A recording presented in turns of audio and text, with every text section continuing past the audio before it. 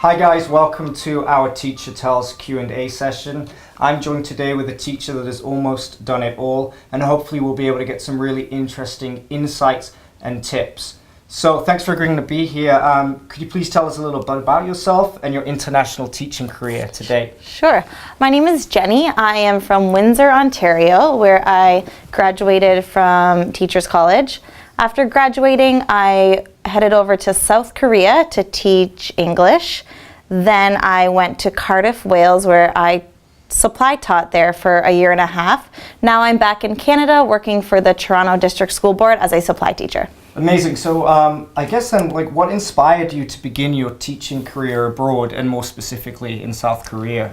Well, after graduating Teachers College in Windsor, I wanted kind of a change of scenery, I guess. I wanted to do a bit of traveling.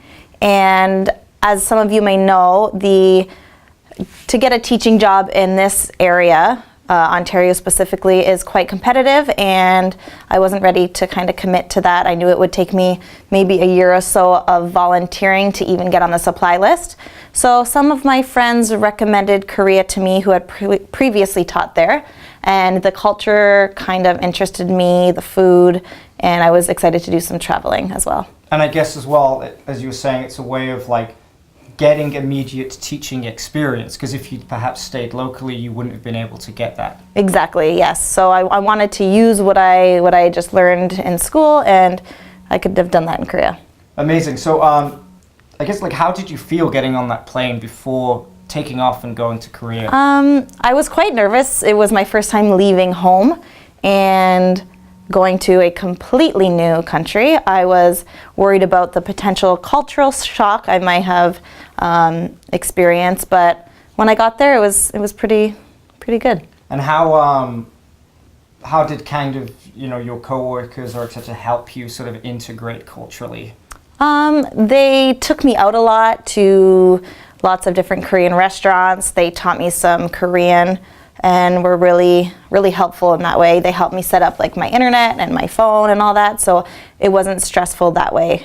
They helped me a lot. So I guess any kind of fears you had initially, they didn't really exist once you actually arrived. Yeah, most of them, yeah, they didn't exist. Cool. All right, so I'm interested to hear what was the average day at a Korean elementary school like? So I had to take a bus to my school. It took about 15 minutes, which wasn't that bad. I started at 8:30 in the morning and I finished at 8:40, so it was an 8-hour day, Monday to Friday. I taught an average of 6 classes a day, which were 40 minutes each.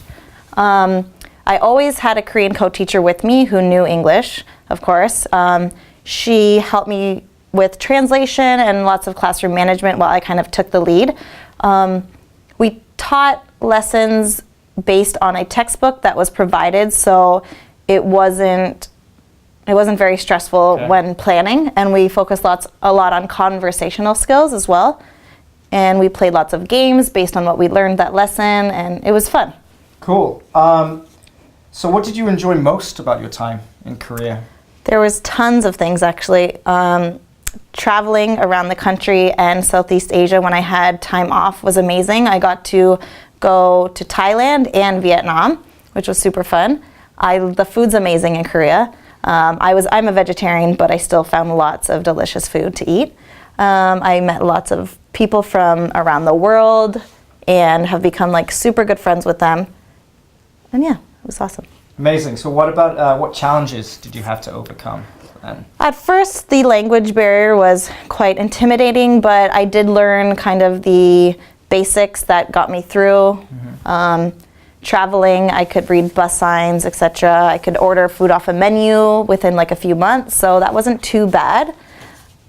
So it wasn't, there was not too many challenges to overcome. So then, moving from Korea to the UK then, what was the inspiration for doing that? Well, I was in Korea for a year and a half, and I kind of wanted to experience something new, both culturally and professionally. So I kind of weighed my options, and the UK was my best bet, and I applied and I got in. And again, you taught, if I remember, elementary or primary school. In the UK. In the UK. Yes, I was supplying for the primary school board in Cardiff, Wales, and it was a great experience. There was tons of work. I worked almost every day, and the pay was as good as well. So it wasn't, I know a lot of people think the UK is super expensive, but I was definitely fine in that sense. Amazing. And again, what did you enjoy most about your time in the UK? I will say that I did not enjoy my classroom time as much as I did in Korea. Okay. The students in Korea were more eager to learn English. They value it as something super important. But as a supply teacher in the UK, the students weren't very respectful towards me, which was fine. But does that happen here though, in Canada? Totally, as well? yeah. It's definitely comparable to supplying in the UK, and it is in Canada. But beyond, it's like good experience if you're looking to sort of move into teaching in Canada. Yeah, I think you can get good experience. Yeah, I think the Ontario School Board definitely views that as good experience in the UK.